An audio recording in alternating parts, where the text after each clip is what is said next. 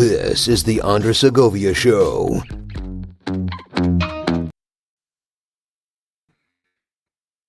Well, I am here. Don't know why the camera didn't set up with me, but okay. Just getting a few more things worked out here before I start getting going here. The stream is going out to those of you on YouTube, Rumble. I'm actually streaming to LinkedIn today. I'm streaming to D Live and Twitch, also X. So we'll see who tunes in from X, if anyone at all. But breaking news is I'm about to start streaming. Kash Patel got the votes, 51-49, I think it was. The tortoise, Mitch McConnell, after announcing his retirement, voted for Kash Patel. So I'm a little concerned now. It's like, what? I thought he was going to abstain from voting. So now I don't know what to make of this. I'm just kidding. I'm happy Kash, he's in. Let's see what happens. The deep state's quaking, that's for sure. So we got some good news there. I am actually passing this through a StreamYard through Rumble Studio. So I don't know if some of you might actually see the Rumble Studio logo, somewhere like right up here. But I'm doing this a little different because normally I just take StreamYard and just pass through over to Rumble Studio and have Rumble Studio broadcast everywhere. But I don't get all of the I guess the curated comments and questions coming through, because I expect some people that have been waiting for this stream to chime in. So what I have like multiple screens in front of me, so forgive me. And I actually have to get a printout that I didn't bring with me. I'm gonna get it here in a few seconds, but I'll be able to get the Rumble stuff over on this side. I don't think X is gonna come through here, but Rumble and Twitch is gonna be to my right. YouTube, LinkedIn is gonna be in front of me. So I'm gonna be kind of going like this a lot. But first off and foremost, because I will be, this is all devoted to the Brax3 device. I have a lot of questions and comments that have come through. And the printout I'm going to get is the email from Lunartech that is developing Brax3. Let's see what updates there are. They're actively updating their Indiegogo. I'm actually going to start sharing that one now. And I'm going to go get that thing I'm supposed to have here. So why is this messed up? There we go. That's how it's supposed to look. Yeah, don't know what that was all about. So there it is. But yeah, for those of you just tuning in, Kash Patel just got confirmed. Mitch McConnell voted for him. So take that for what it's worth. A friend just messaged me and they're like, wait, did I see that right? Did Mitch McConnell actually vote for Kash Patel? And I'm like, yeah, hell must have frozen over. So that's why I'm a little concerned. We had those weird oarfish and the demon angler looking fish away from the depths and coming up to the waters. Some people take it as bad omens. I didn't. But now this one? Why did Mitch McConnell vote for Kash Patel? Don't know, as a critical drinker would say. So Digital Free Press is already chiming in on YouTube. Welcome. Digital Free Press. That sounds very familiar. I wonder if that's Yashi. So if that's you, hello. Let me get the printout. It's going to take me a few seconds. Let me just get the printer real quick. BR.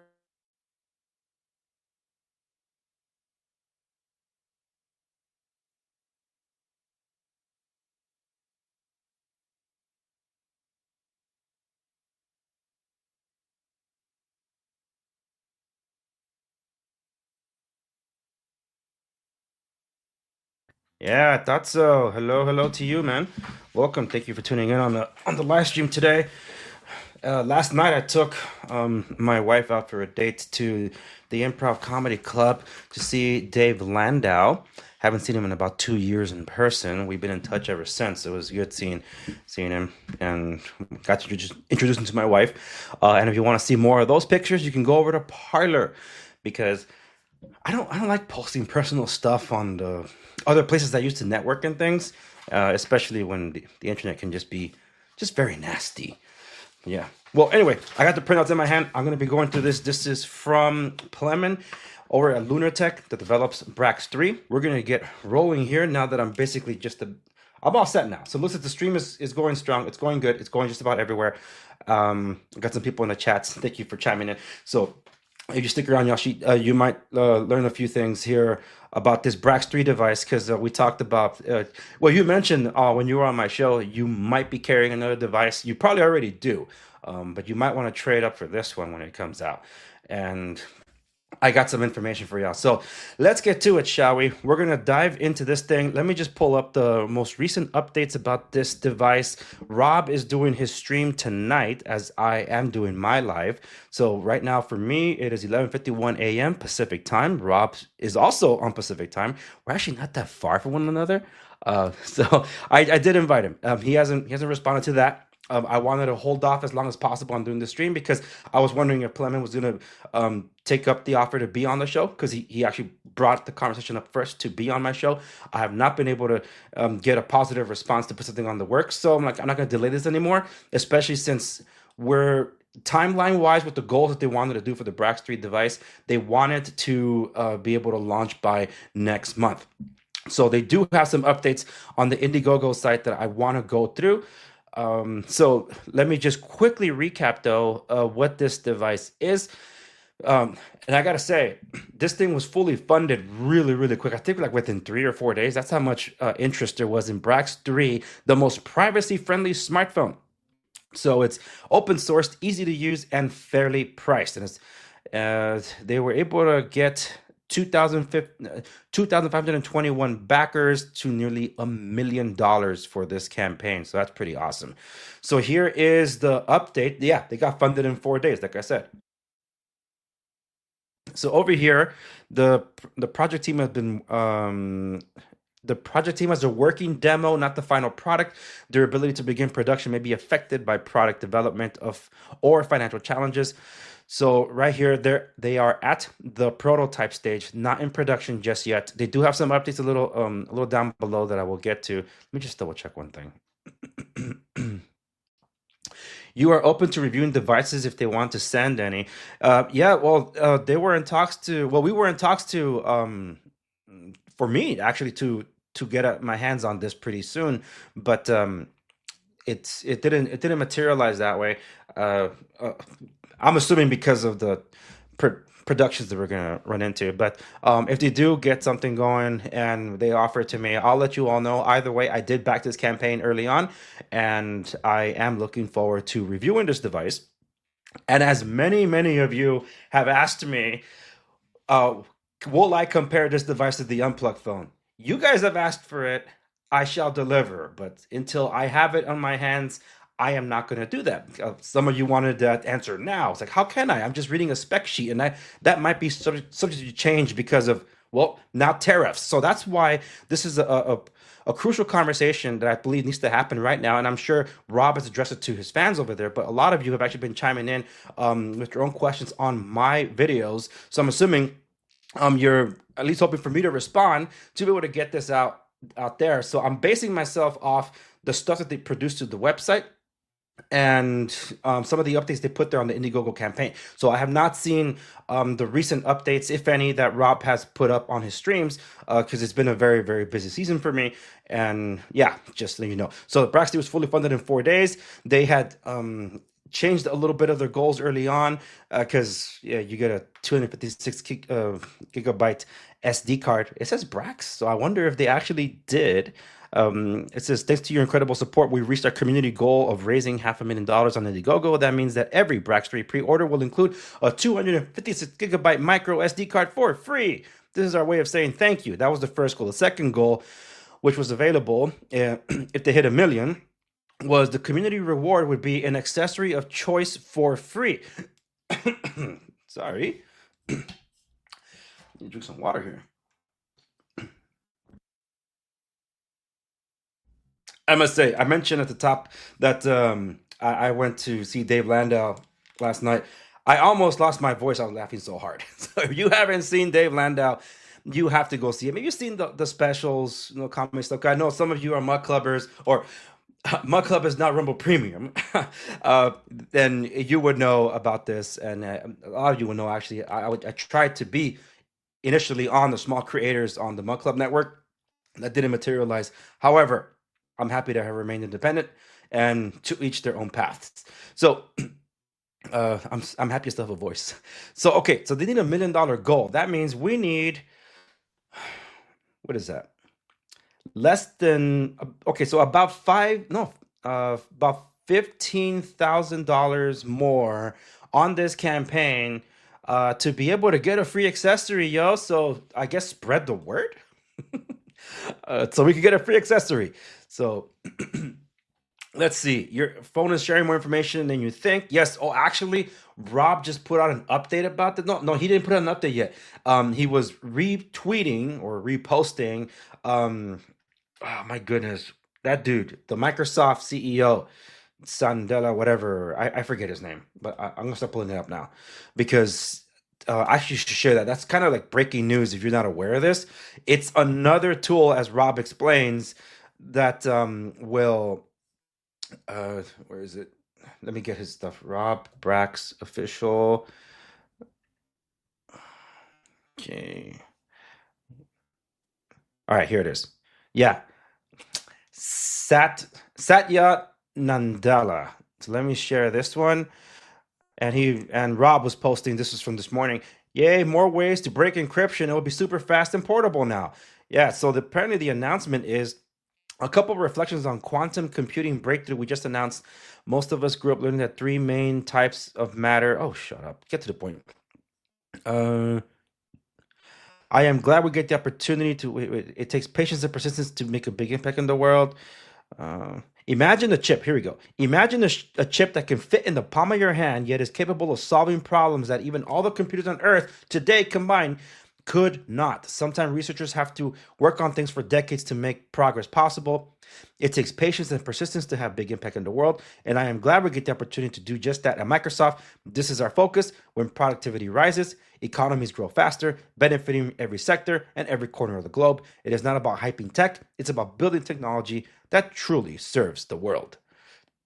So let's see what the read more about our discovery and why it matters. What are these proposed community notes that are being posted here? Readers may confuse classic states of matter with emerging quantum states of matter. The Majorama-based quantum chip unveiled represents the realization of a new quantum state of matter. Majorana zero modes hosted in a material called topoconductor. All right, so what are we talking about? This is not a new state of matter. Also, while solid, liquid, and gas are the most common, there are other known states of matter: plasma, Bose-Einstein, condensates, superfluids, etc. Okay, they're just trolling. All right, let's get back to this. All right, so these are the. Oh, I'll show you the pictures of the phone too. So I'll be scrolling back up. So anybody chiming in on the Rumble chat, I'm gonna be looking over to my right. Anybody chiming in on the YouTube chat will be here in the front. Sorry, Yassia, I missed your other comment. Independent is the way to go. No being pushed to change your opinion. Yeah, exactly. And I'm glad that you are too, folks. So you don't. I've had Yassia on my show before where we talked about censorship and holding everyone accountable. He and I see eye to eye on our missions. I recommend you give him a follow.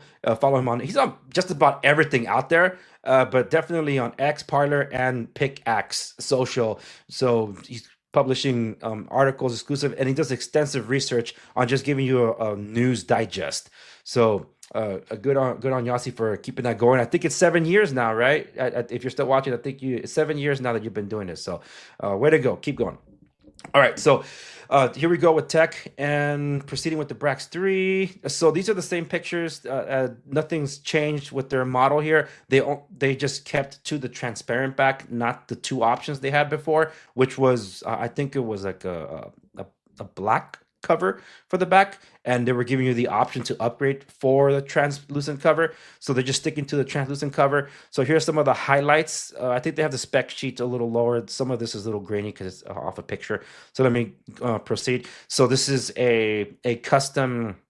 It's one of those custom ROMs or privacy focused OSs based on Android. This is IODE.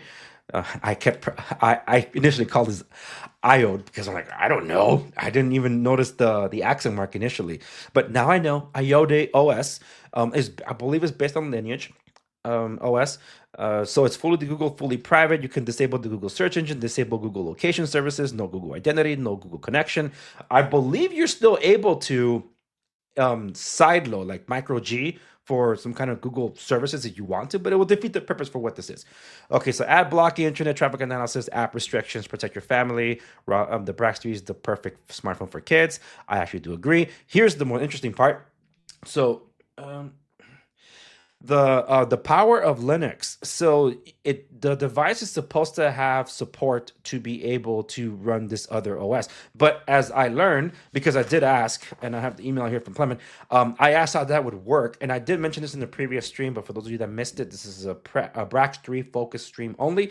So I'll be answering and reading your. I'll be reading your questions and answering what I know. Okay, based on information they have here on their Indiegogo site and based on what they sent me via email. And if anything is updated, hopefully I get some information updated either directly from Clement or Rob has already addressed it himself on his streams. So if you want up-to-date stuff, for sure, go over to Rob's stream. Tune in tonight. Normally he gets questions and he answers them pretty often on his stream. So you're watching, Rob, shout out to you.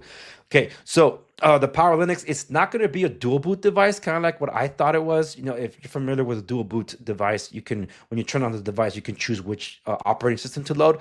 It's not going to be the case with this one. You either have one or the other, and then you have to flash the other OS on it, as I understand it. I'm just wondering, how easy is that going to be to be able to do? I've never used Linux, even though I sideloaded it on my Google Pixel book. Holy smokes. Doesn't that throw you back? I still have it. And I actually bought a new, well, a well-conditioned battery for that. Uh, February 6th, 2018. Thanks for the shout out. You are welcome.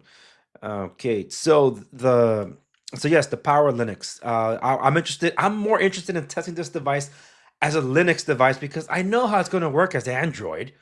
I have the Google devices. I don't have time to put up my display here because I've had guests on my show and I have other guests on next week. By the way, speaking of this whole privacy and tech and all that stuff, I have someone from cryptocurrency and the blockchain, particularly from the Optio community, on my program next week. I will be putting out posts out there, particularly on Parler. I'm going to be giving the community there an opportunity to weigh in because Parler has joined the Optio blockchain, and there's this whole Parler Pay thing. How does that all work? How do you monetize for creators? There's a lot of questions with respects to how all this works, and I have been approached. I've had discussions with them as a content creator to see how I can monetize.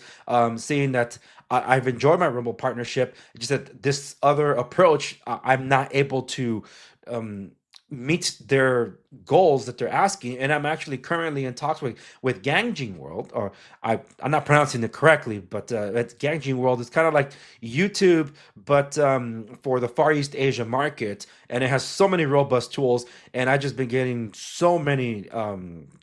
Like so much new support and love for my show over there, and the folks over there have been very responsive, and I'm just about ready to apply for monetization there too. But as an independent content creator, it's not easy to be able to reap the benefits of your hard labor. You're on YouTube, even trying to start on Rumble right now. It's really hard to break in when there's so many other channels there that are competing for the eyeballs. So unless you're really standing out, doing something different, it's really hard to break through, unless you're being promoted. So for now, it's like I'm always searching for different ways to be able to monetize, to be able to keep this stuff going for all of you. Um, and one of the ways that keeps it going, I'm one of the few that actually takes time to do these kind of things, and I love doing this because hey, I'm part of the target market too. So I'm always interested. I'm always on the lookout, and I always appreciate the opportunity to, if I can, get something that benefits me to be able to use on a day to day. Now, the uh, he's technically the owner. He's the creator of the Digital Free Press. But Yashi, I'm going to say that you are the editor over there because any contributor they can go through you. So. Um, we sometimes have to carry devices to protect our privacy. If you're not aware of what's happening on X these past few days, and I don't mean just about the ridiculous controversies between uh, fakes, fraudsters, grifters on the right that have used the platform to gain clout and use Elon to kind of prop them up, having nothing to show for it, and now they're being exposed for having been the fraud that many people have, like yours truly, have said that they are. I don't mean those. I'm talking about the news section where some of them try to remain anonymous because for some reason it's a highly competitive field, and there are these accounts that are devoted to just expose or dox others. And unfortunately, what's been happening with Roz alerts affects me in a way because it's been years with Roz alerts. I have no relationship with Roz alerts other than just like anybody else, trying to get the daily digest, breaking news, and things like that. And at the beginning of the year, I guess I gotta address this before I continue with Brax3. This is a side note, folks. This was not something I was going to talk about, but I have to address it because I do feel that it does well, it does merit a discussion. At the beginning of the year, for those of you that follow me long enough would know, um, I had to cover uh, the strong windstorm that we got here in Southern California. I've had about 21,000 people tuning into my coverage of the fires on Instagram because that's where the majority of my community of those that I service around here, be it through real estate or professional relations or familial relations, that's what my community really is. Okay, so it was incumbent upon me, it behooved me to keep them up to date about the fires because it was going to affect us all one way or another.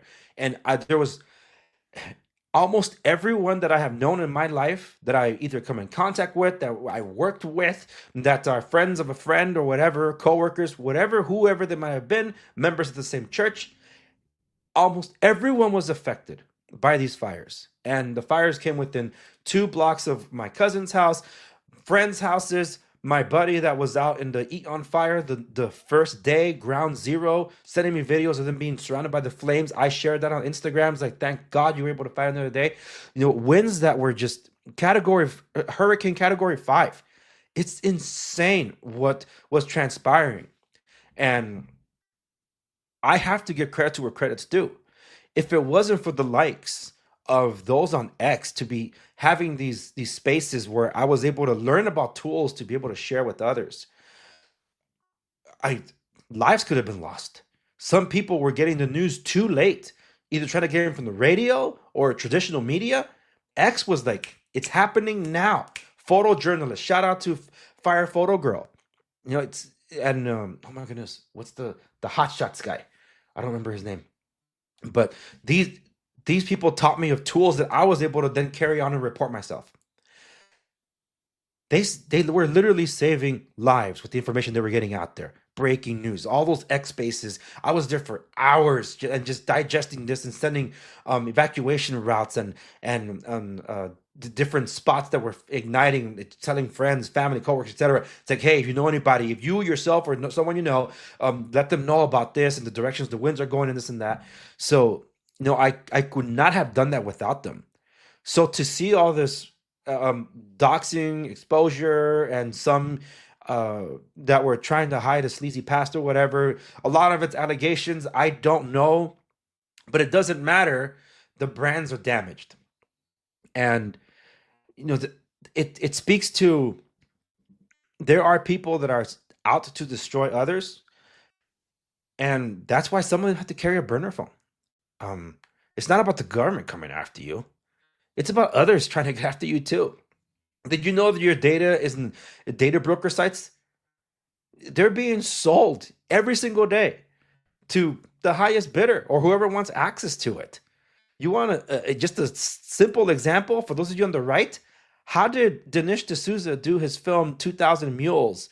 Unfortunately, I don't think the ones from True the Vote are friends with Dinesh D'Souza because of a lawsuit.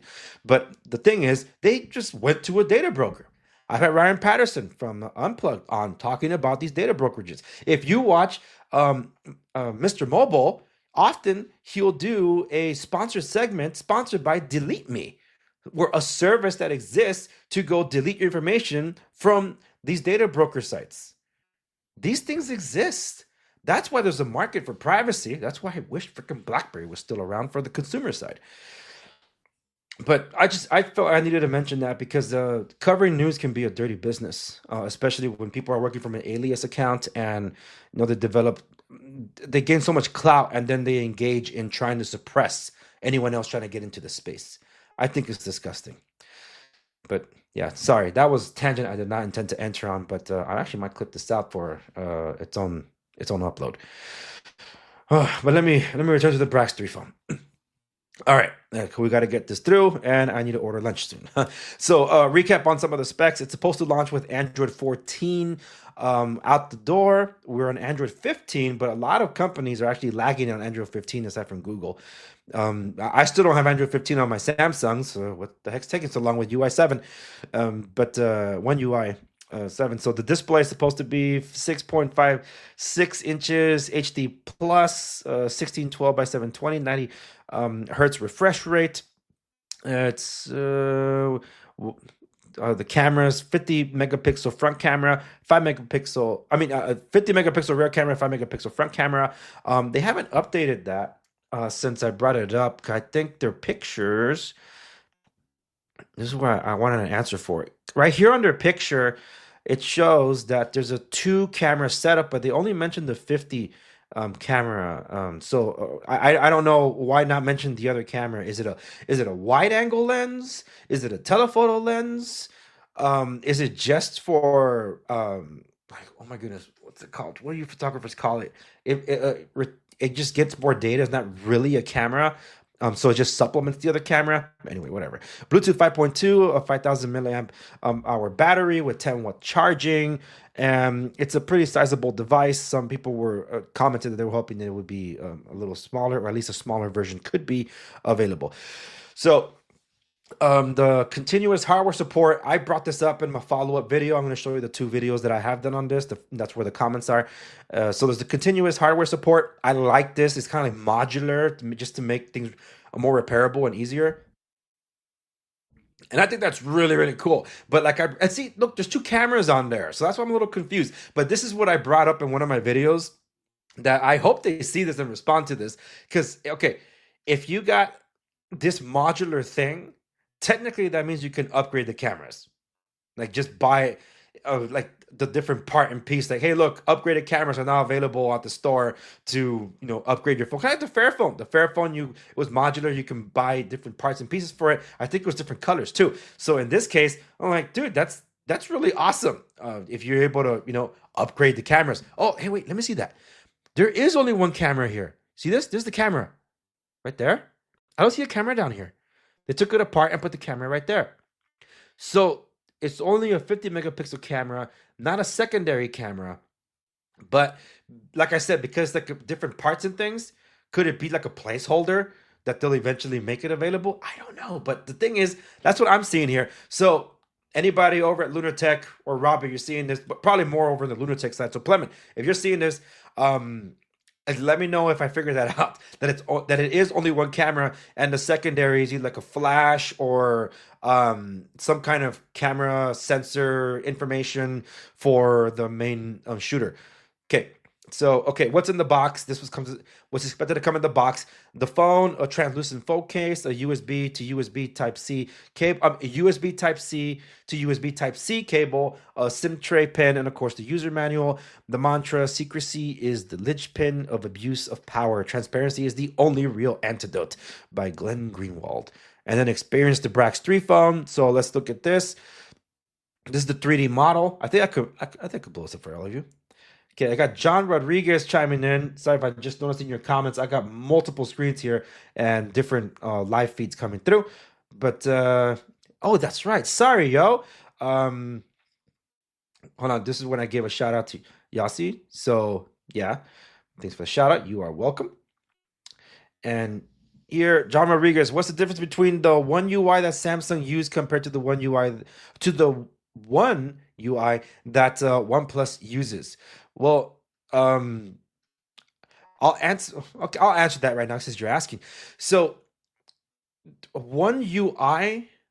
All right, the best way for me to describe it is kind of what we're seeing here. The base code for all Android is Android.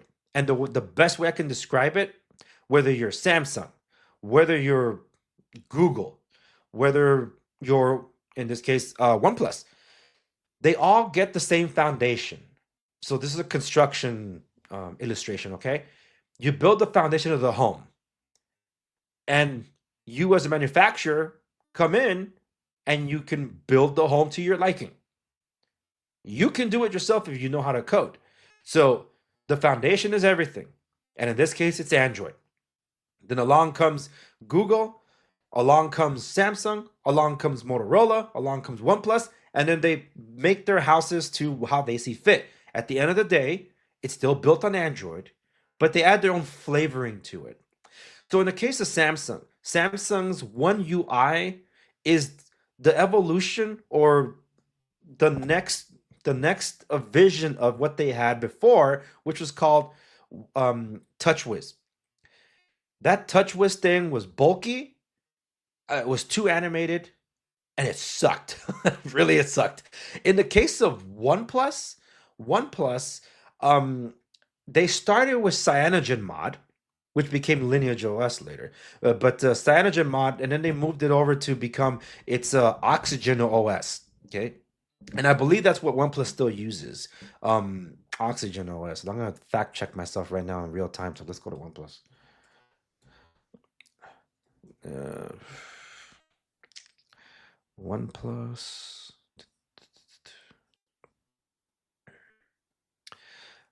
All right, I'll show you what I'm looking at here. So I am at OnePlus. Is this the US site? I need to check out this new watch. This is interesting. You could pre-order it. It's $329.99. It looks pretty cool. It looks like Jaime Rivera, his own thing now, and then Mike O'Brien. They've been checking this out. By the way, I'm gonna show you a picture in a bit. I asked Grok 3 version 3 to draw me based on my posts. And I found that pretty hilarious. Some of you in tech are gonna understand the joke, but OnePlus. So the phone, they have their own flavor of Android. It's all based on Android, but they have more or less their own interpretation of it in the way they implement it. I think the best way to describe this user interface, which basically feels like, for the most part, vanilla Android, because they get a lot of the bloat out of the way.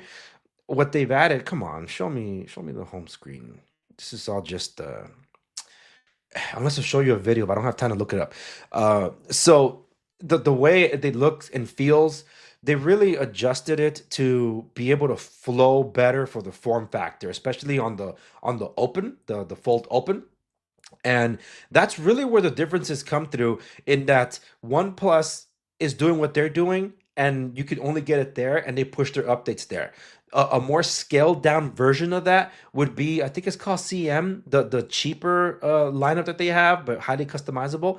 They changed the iconography, they changed all that. Anybody can do that. You can go to the Google Play Store or whatever, get an icon pack, and just change it to however you like. That's the beauty of Android. But then in One UI for Samsung, what they gone further to do, it's the whole minimalistic approach. Um, Oftentimes you'll hear people complaining, why does Samsung have duplicate apps of the same thing? You have to understand that Samsung had its own operating system too. They actually were had cell phones in developing markets running on Tizen OS. Tizen OS powered their TVs, powered their smartwatches. They even had that on their, it was a competitor to Android One. So we had a different operating system elsewhere, and Samsung with its own Galaxy Store had its own apps. And because they were the biggest original equipment manufacturer, and HTC was on the downfall, and LG was going to bow out eventually, and Motorola was kind of struggling, Google was like, dude, we can't lose the biggest one. So they ended up having their own meeting after Samsung had its own developers conference years ago for developers on their platform, and that panicked Google. So they ended up having a meeting with Samsung. It's like, how do we make this work? We could partner together, and that's why we don't have Tizen OS devices that are smartphones competing, and some of the duplicate apps were sunsetted. But those that remained, though, are Samsung's proprietary apps that are baked into their interpretation of Android. You can't get that anywhere else. And they work seamlessly with the user interface. So freaking Samsung community didn't let me join the beta. They said it was too full, despite the fact they told me go ahead and enroll. So I couldn't use it on my S24 Ultra. And I wanted to try it out. So you can go check it out on Sam Mobile TV. You can go check that out. They actually do a walkthrough of One UI, and you get to see visually the massive interpretations of what Samsung is doing to better the Android experience. Although some might argue it feels more like iOS now, there are some things about One UI that just simplify and just really improves what Android was set out to do. So that's only what Samsung has. OnePlus doesn't have it, and no one else can get it. And unfortunately, because Samsung locked the bootloader, you can't even on the Qualcomm Snapdragon, you cannot unlock these things to flash a different software. Okay, so to continue on with the Brax3 device, let me build this up for you guys. Okay, you should be able to see it.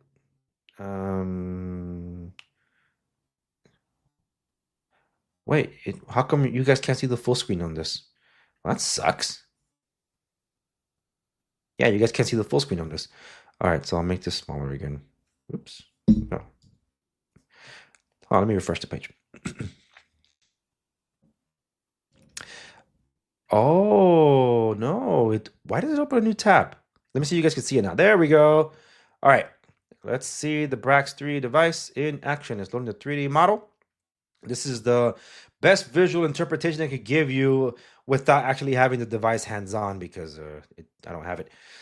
All right, so I'm going to assume that what I'm about to do, you'll be able to see it yourself, okay? So this is what the device is intended to look like. Pretty nice, right? Looks like a solid slab. At the top, we have the teardrop. It's very, very similar to what I see a lot in the market with respects to what these things are like. Let's see. On the side here, we have, let me turn it like this. We have the side buttons. I'm assuming the volume rocker and the power button. At the bottom, you see, wow, why are all my phones ringing all of a sudden?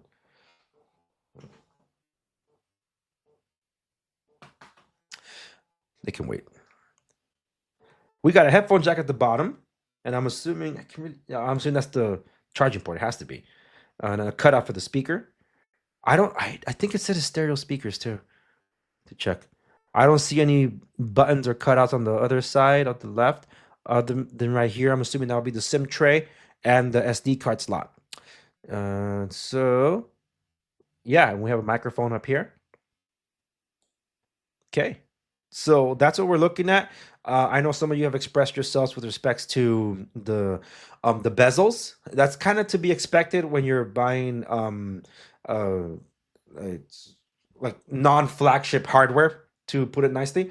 So it's not entirely a surprise. But over here, and again, shout out to those of you that are tuning in on Rumble, on Twitch, on DLive, on X, YouTube, and LinkedIn. There's a lot of streams for me to keep track of. Anyway, so that's what the phone is looking like. I like the look of the transparent back. Well, here's the flash though. So when we saw the break apart, when you can put it together, I only saw one camera module, which was this one. So is this just for decorations? I have not gotten an answer to that, and I hope to get an answer to that. So now let us look at the more important part, which is the product timeline. And then I'll get to going through your questions and answers, and then ending it on a funny post from Grok 3's interpretation of me. That some of you that are into tech will understand. Okay, let's share this again. So here's the latest. This is the project timeline. They are in the prototype phase right now. They were a little delayed due to Chinese New Year. This is a Chinese product, and they have very important updates on their update page to check out. So they were hoping to get product certification in January. According to the product timeline, it's in progress. That means they didn't get it. So without the product certification, that could be delaying the IODE OS version being ready, and then eventually the Ubuntu Touch OS version ready. So they are, as they said at the top of the page, they are in the prototype stage. That means they have a working device that they are using for internal testing, and if all is well and they get it certified, then that's what they can mass produce. So, get the operating system working and then eventually mass produce it.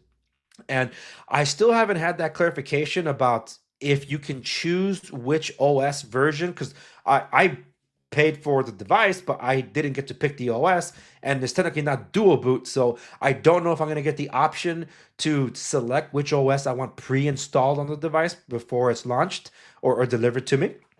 Um, and yeah, so this is the time that we're looking at. We are on February 20th. So they're still in, they didn't get the product certification in January that we're hoping for. It's still in progress. And of course, they have not been able to get to mass production yet because they're still in the testing phase with their prototype. So those are the important things to note on the project timeline. And here are some schematics, more stuff about the phone, and there's the team. So there's Rob, there's Dominic Greengrass. He's the co-founder, and here's the one that I've been in touch with. And if you and Clement, if you're watching, invitation's still open. You're welcome to come on. I just know you guys have been really busy too, so you're welcome when you're ready, or even after I get my hands on the device itself. The doors are open. Okay, I'm sure there's going to be a lot of questions. That's why I titled this stream Volume 1, and I'll be getting to your questions here just about next. But let me first go to the updates. These are very important updates because of this whole tariff situation that the Trump administration has been putting on China. There are some really good updates here as to from the February update that I know a lot of people were asking. So that update's from December 25th. This is the one that applies to all of us. So let me start with this one. This is the February 3rd, 2025 update, manufacturing update, and what's next for Brax3. Our Indiegogo campaign has been an incredible journey, and while we didn't reach our 1 million stretch goal by the end of January, we couldn't be more grateful for the unwavering support from our community. Whether you backed us financially or helped spread the word, you played a crucial role in making Brax3 a reality. Thank you. You're welcome. Manufacturing process and next step. We are now focused on delivering Brax3 orders. Manufacturing is underway and progressing as expected. So they are manufacturing. They got to update that timeline. And we'll be traveling to China at the end of this month. So that means there's still time. There's 8 days left in February to finalize assembly details. Expect visual updates soon as we share behind the scenes insights from the production process. Looking forward to that. No delays for U.S. customers. This is very important because the whole tariff situation. And actually, how much more expensive is it going to be for them? It's $300 for the phone, which is already incredibly cheap. But now with this whole tariff situation, I hope you guys don't end up in the red, okay?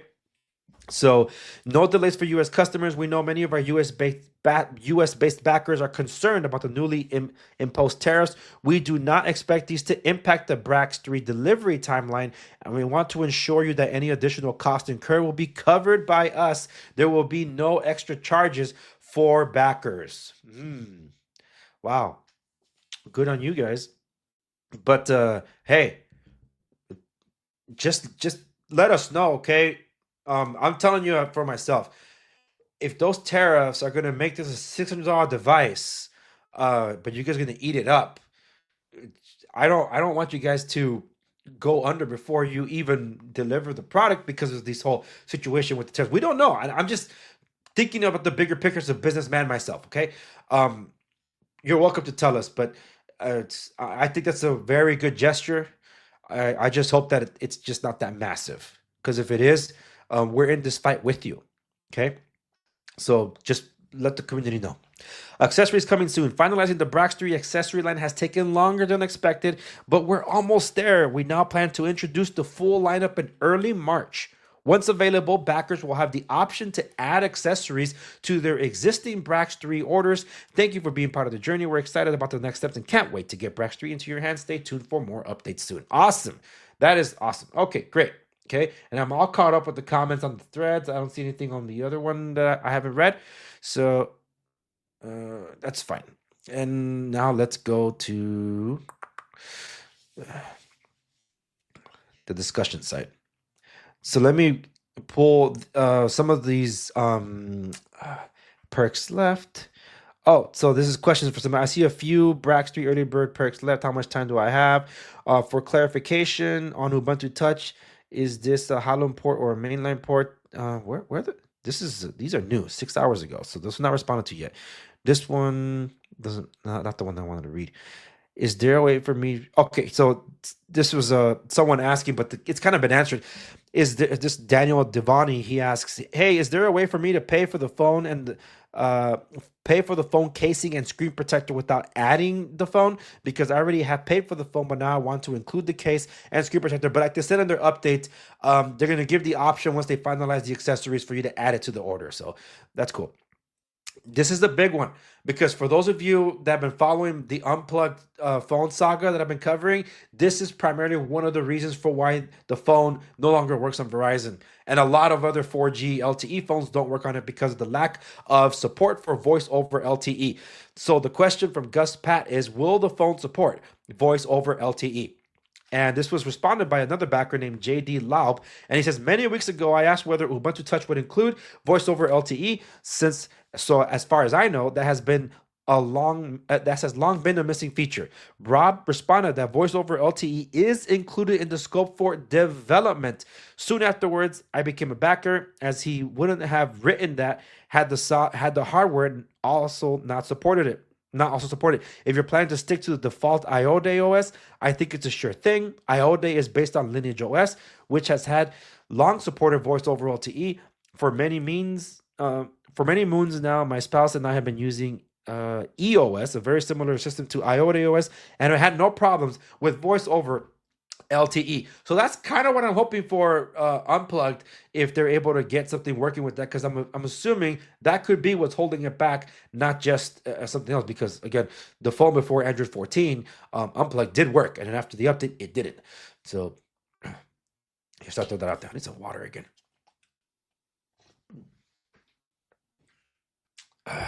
Man, are you guys from? Whoa, this breaking news. Massive terror attack fails in Israel. 3 empty parked buses just exploded in the city of Bat Yam. An additional 2 buses were found. Oh, what's the rest of it?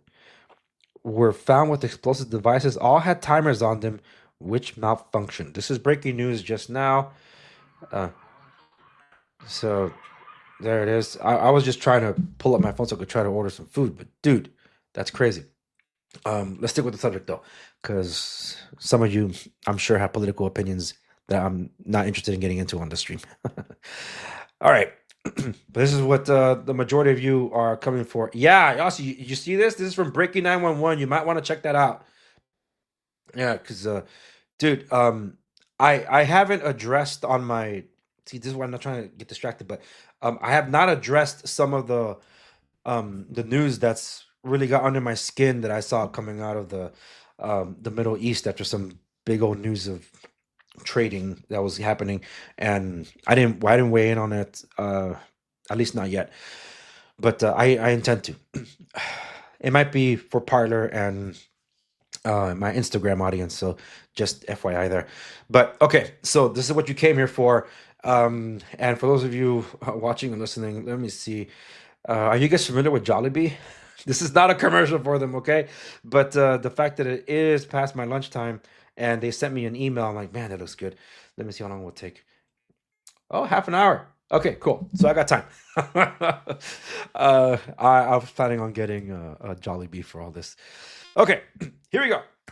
This is from my main video. What is the Brax3 phone by Rob Braxman? I have 3 dislikes, 244 likes, and almost 9,000 views on YouTube alone. Thank you so very much for that, folks. I appreciate you all. Okay, so now we have Hawkster5935. 3 months ago, he wrote, people, do not buy this phone. The office in New York City doesn't help at all, and mail can't be delivered. NYCPO stated so many returns from there. I think I've seen this one before. I think I might have responded to it before, and I still don't understand what he's talking about. So let me skip over this one. This is from Mongox1. Thanks for the info causing Rob to be more transparent. The main thing that scares me about this phone is IMEI. For the Brax3, the IMEI was not recognized by all providers. To circumvent that, he shared his own Pixel IMEI for many people to use. That worked okay until somebody reported their phone stolen, and the IMEI was blacklisted, and everybody using it got blocked. His response was, "Don't do that." For the Brax3, he plans to do the same thing, especially for AT&T. What? For the Brax3, he plans to do the same thing, especially for AT&T. T-Mobile recognizes his IMEI phone numbers, so those will work okay. Verizon usually won't accept Brax3 phones regardless of IMEI, so he says don't even try. He said all this in the Rumble response, and if he really wanted a if I really wanted a Brax3 phone, I would wait 6 months until the bugs are worked out. Fascinating. I did hit a like on that one because I remember, I think I read this in a different stream, but it's interesting about how that will all work out. Okay, so this is from Tia Gorius 5390. I see a lot of Brax videos and explanations, but I will keep using Graphene OS even if it's not 100% anonymous. It works for me. And I think I responded to this one. Have you tried the Android Auto workaround? That's been my main draw to use it, but I never got that far after flashing the ROM. And the user responded, "Not yet. I do need Android Auto. I do not need Android Auto on my daily basis." So one workaround that I have used on Google devices for like an Android Auto type of experience has been yeah,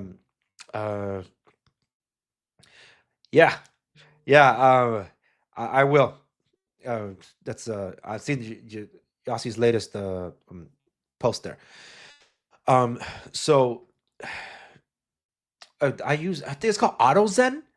Yeah, because there used to be one called Drive Mode, but Drive Mode ends up requiring Google Play services, so that makes it a little annoying. Well, look at that. Sam Mobile put up a new video. One UI Beta 4, one step closer. I'm going to have to check that out myself. Okay. So that's what I use. Now, this is from Aquarius Turtle. Their payment processor blocked orders. Oh, yes, I did read this one about what happened early on. So I'm going to kind of skip over that one. I have read it before. So this is another one. Looking for someone to Android swap the Unihertz Tank 3 phone. Oh, if you're not familiar with the Unihertz, I did cover the Unihertz Titan. It was the BlackBerry Passport knockoff. And there's one that's Android based, so I'm assuming someone wants to swap it out. I think Unihertz is still around. I think they're still building. So still there. Okay, this is from Barbara Espasoro 2718. I would order one if I can browse internet, watch YouTube, and still shop online. Someone let me know. I did respond to this because there's always a concern for the Google devices about that, and I wrote, yes, you can. And someone else chimed in too. Jevon Sims 900. Yes, you can do all that and then some. And I'll give you a thumbs up. Okay. Kevin Kev 153. 1530 says interesting. Yeah. Troy S X6X. Does it support some kind of desktop mode similar to Samsung Dex? Oh, so this was a really good question. So I did heart this one, and I did respond to this one. This is where I put, it's an interesting question. I doubt a feature like that would exist on the Android version, but since it can run Linux, I wonder if that might be something that can also run on desktop.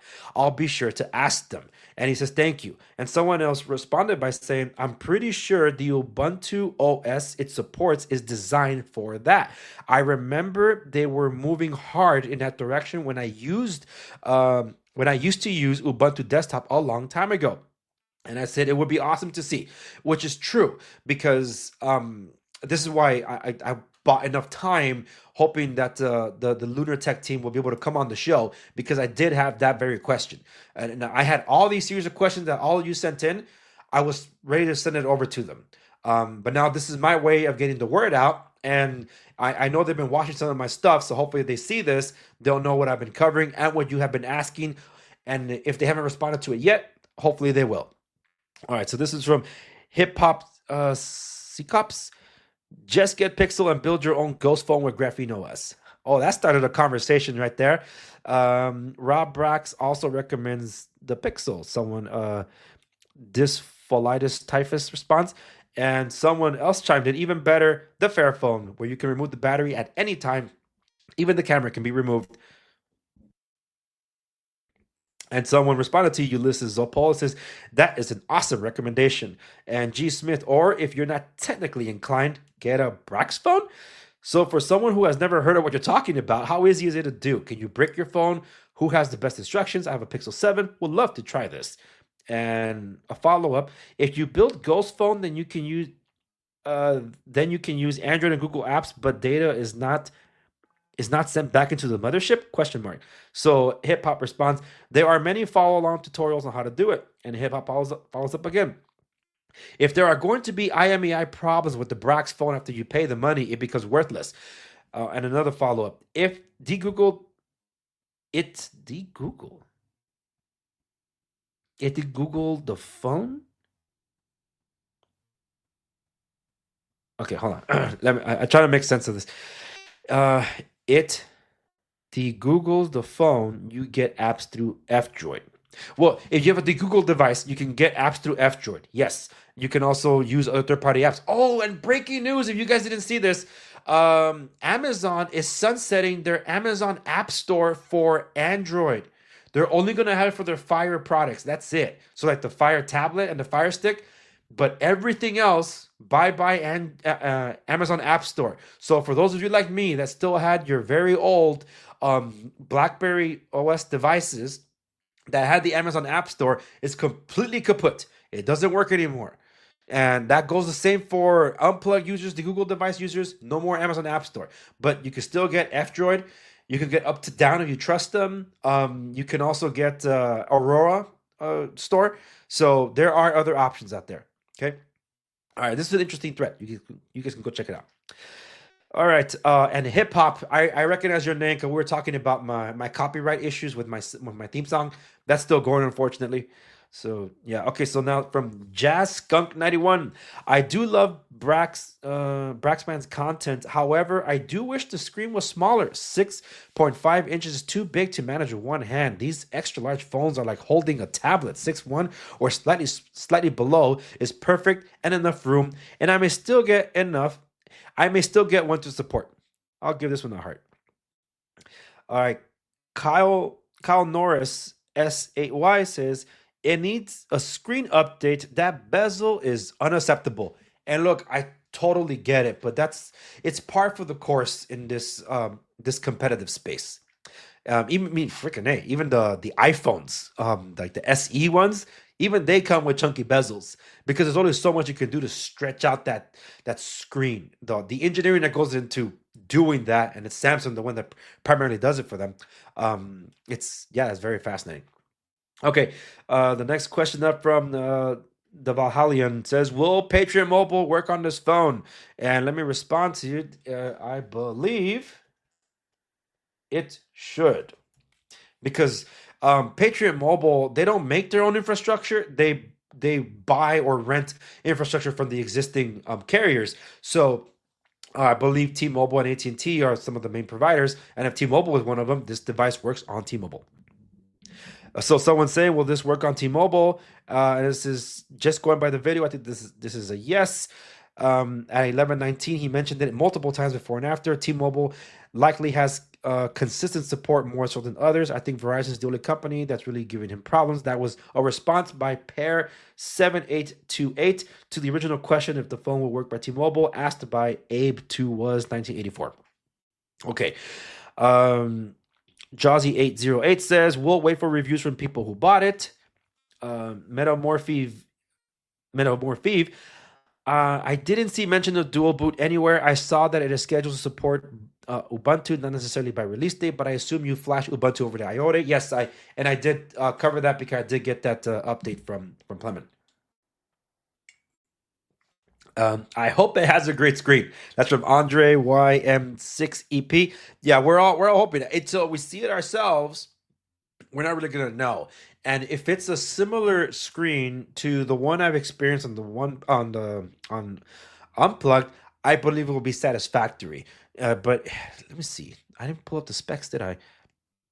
I think they put the rest of it up. Let me see. I'm on another page. I'm not sharing this page yet. Let me just see if they put the whole thing there. No, I don't see it there.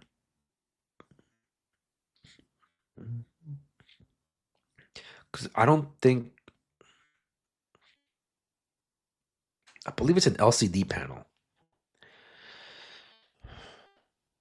When everything else is going AMOLED at this point. Just really curious. Yeah, based on the stuff that I'm pulling up right now, I don't see anything with respect to that. I know that's one of the questions I did have for them. Like what's the display? Is it AMOLED? Yeah, I don't see it here. I don't see the spec sheet, so I won't pull that back up. Okay, so now Mushroom Zulu. With how much the Brax3 costs, it makes me wonder how high the profit margins are for Samsung and Apple. How hard are we getting after LOL? I'm gonna heart that one. Um, well, hey, anybody that's using an iPhone trying to judge you based on what you're shopping for or support, it's like, dude, you know that they put nets to catch the people that are jumping off buildings at those factories in China, and some of those are underage. Don't let them lecture you about morality if they support that stuff. Okay. All right, so that's it for this one. Let me go to this one. Let me share this tab instead. And I'm just about wrapping up here, folks. So thank you to those of you that have been tuning in from LinkedIn, YouTube, Rumble, Twitch, X, D Live. Unfortunately, Gangjing World, I'll name drop you again, but unfortunately, I maxed out my live streams there, so it'll reset for the next month, and then I'll be able to live stream again with you guys. I'm really hungry. Oh, great. Speaking of trying to be private, I'll mention this now to some of you guys. Some of you know this if you've been following me on socials, but there have been some individuals that have been don't mean me goodwill. What's this? This is from Twitch. I don't know what that means, so I'm not gonna read it. Okay, let's see. Enjoy lunch. Yeah, dude, I'm looking at. I don't know if you guys have it on the East Coast. It's called Jollibee. They emailed me, man, and when you emailed me such a delicious chicken sandwich. So it looks a lot like that. You guys have a small screen, you can't see it right there. So it's a Filipino chicken joint. My friends introduced me to it, and they have a fantastic peach and mango pie. And I don't like mango, but I'll eat that pie. Okay, let's get to the end of this, shall we? I want to play this because this means a lot to me. So I'm just gonna play this the first few seconds real quick, and then I'll stop it. Wait a minute. Can you guys hear it? I think you can. Let me start it over.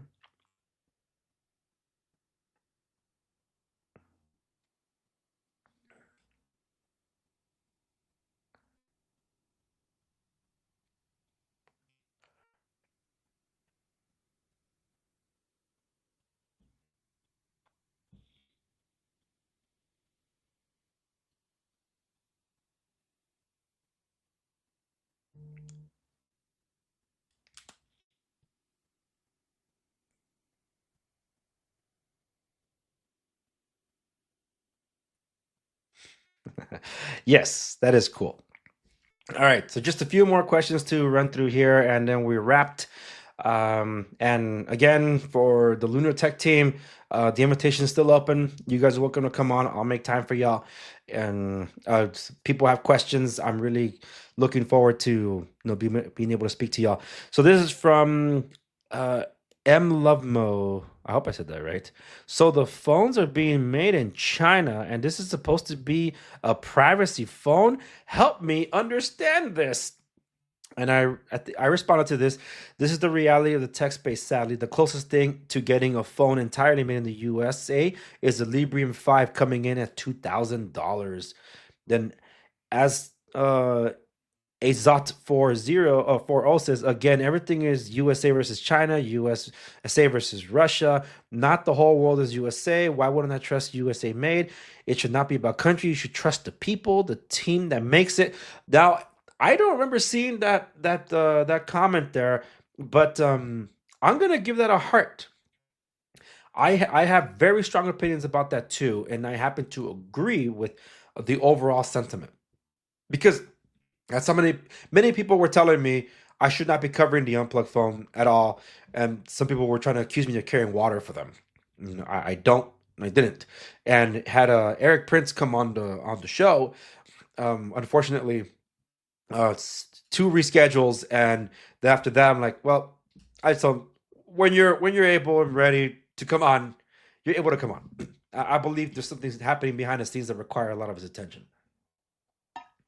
Because if it was like a 5 minute thing, he would be on it. But these discussions they take up time, and what if I'm trying to secure an hour?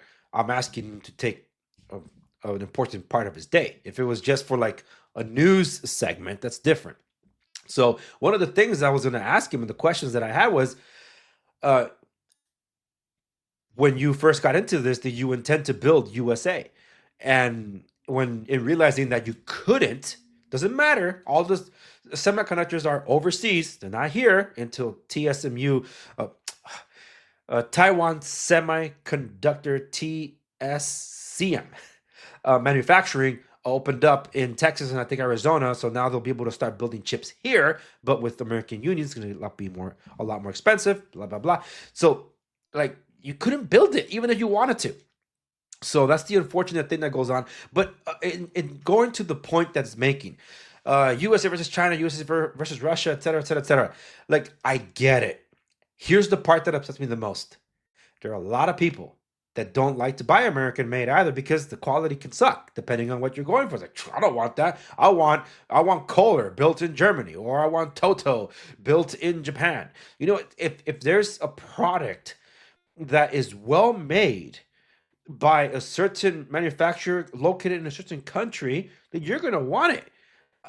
Look, Steven Crowder's, a lot of Crowder always got a lot of shade thrown at them because, like, hey, man, we want to buy these mugs. We don't want to support China. Your mugs are from China. And he's like, dude, we tried to source it locally and we couldn't. The same thing went for the Daily Wire. And that was the initial complaint against them. It's like, we don't want razors made in China. Well, guess what? Version 2.0 or 3.0, whatever it is now, they're made in America. Voila. So there are things that are American made that I would definitely want to trust, particularly like well-made quality products, handcrafted, whatever it might be. But there are some things where be like, I do not want to buy junk food from the United States. If I'm gonna have that same junk food, whether it's Oreos, Lay's potato chips, or whatever, I'd rather get it from Europe where it doesn't have all those chemicals and things mixed in with them. So you see what I mean? That's the essence of this comment. So I definitely agree with this because make America healthy again. There's the message behind that. Okay, the same thing that these manufacturers are doing. They're making the same product elsewhere, but they don't put it with all that junk. That's why red dye was banned. No, you were eating red dye. It's American made. That doesn't make it better all the time. So yes, cut them some slack about this whole made in China thing. Because technically Taiwan. Taiwan is not China. China has never, ever ruled Taiwan. Taiwan has always been an independent sovereign nation. And it is a nation.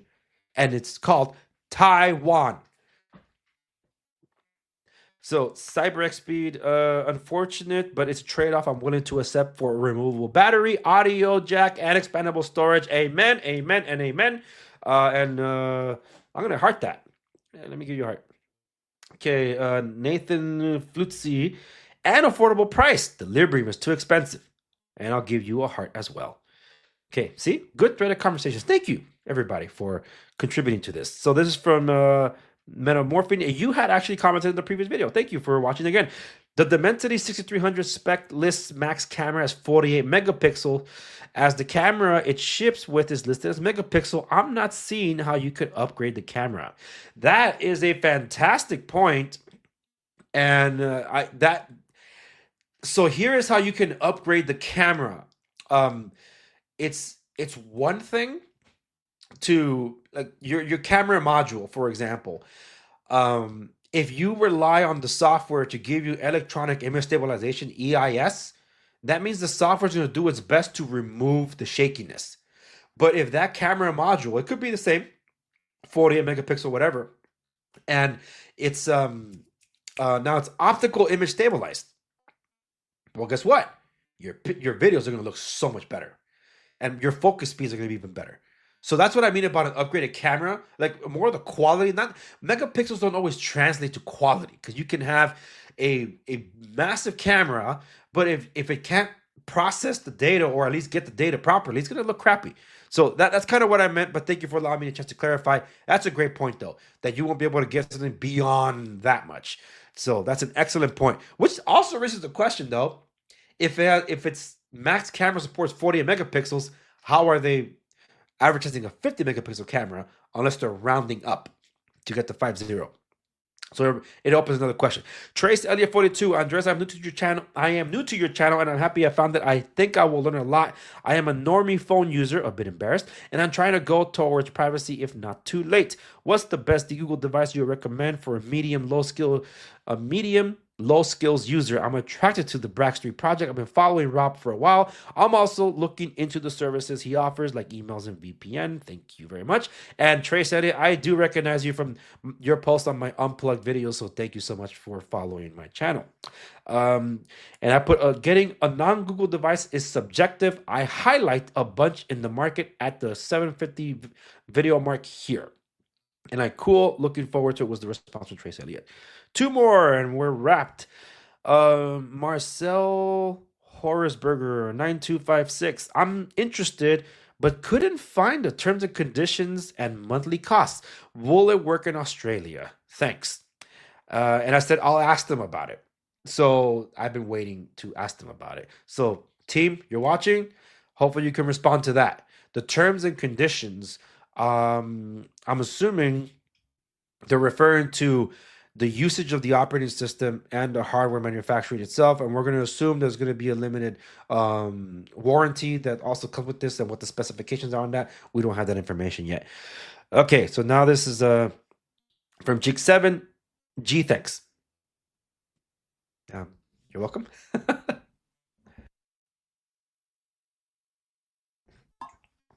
For those of you that tuned in late, I had a date night last night. I keep going. Oh, I believe you. So there's some excellent food around, but I'm also been very picky with what I eat. See, as a practicing Christian, there are certain ways that food's prepared that I know it's clean, but sometimes it might clash with my religion as well, my religious beliefs, and I don't mean about where Orthodox Jews would stick to not eating what God told not to eat, because in Christianity there are those that would eat pork products and shellfish and things like that. I don't mean that at all. I mean stuff like, well, this was prepared halal, and the halal guys, to all their credit, it's a really excellent restaurant. And I think I had it once. At the time I didn't really know, but I haven't gone back since, when I'm like, oh yeah, it's clean food and really excellent. Anybody that's not subscribed to religion, that's a great choice to have if you're looking for something clean and for the most part healthy. It's just that the technically what halal preparation means clashes with my beliefs. So in doing so, I can't eat it for that reason. And this is kind of highlighted in the book of Daniel. some people that are into veganism would misinterpret this to mean that see, meat is bad for you. No, when Daniel and his friends decided to fast from eating the king's meat, and they were just going to stick to vegetables that week, that's because the meat was being, I guess, for the most part, the best way to describe, not kosher, because it was unholy meat. So those that ate it got sick, and Daniel and his friends did not. So it's not to mean anywhere, any place that it's vouching for vegetarianism, because it wasn't. Um, and the Orthodox Jews don't subscribe to the teaching, but for those of us in Christian, uh, we do learn a lot from the doctrines that are written by the Apostle Paul, and in that one, I think it's Thessalonians, one of the first, second epistles of Thessalonians, talking about do not let someone tell you that eating meat and stuff is unhealthy. Like it's not from God. If they come tell you that, yeah, you should be vegan, it's like, where's that in the Bible? And usually they try to point to the book of Daniel. It's like, no, that's not it. But anyway, that's my preaching for today. I said I was going to leave it with a reference. I use Grok 3, and I asked it uh, well, I should show you this too. So I'm going to open my Parler, the reason you should be on it. Huh? Um, see. Okay. And I'm going to show you what I asked Grok version 2. And I asked, what's their names? Oh my goodness, what's their names? Freaking A.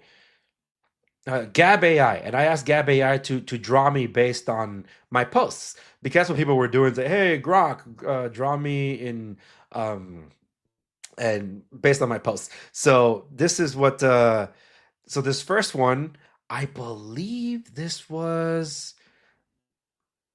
I believe this was. Was this Gab? Yes. So this is what Gab interpreted what I look like based on my posts. and this is what um and this is what Grok thought I looked like. So then I asked Grok version 3 that just dropped, and like, okay, so what do I look like? And if anybody you're into tech, you gotta know that this looks like at least one or two people that you might know that that do tech coverage. So I tagged both Dave 2D and Mike O'Brien.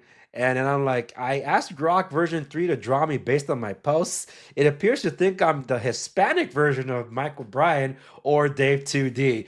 To which Mike O'Brien responded like, nice. So this is Mike O'Brien. So it's like, oh, he's even wearing glasses in that one. Oh, that's even funnier. Yeah, so I thought that was hilarious. Like, look, it thinks I look like you. We cover a lot of similarities, but he sticks to tech. To tech, I branch out and do a lot more than just tech. For those of you that know, I talk about the downsides of big tech, censorship, and free speech, and all that, because it means a lot to me and how it affects my channel.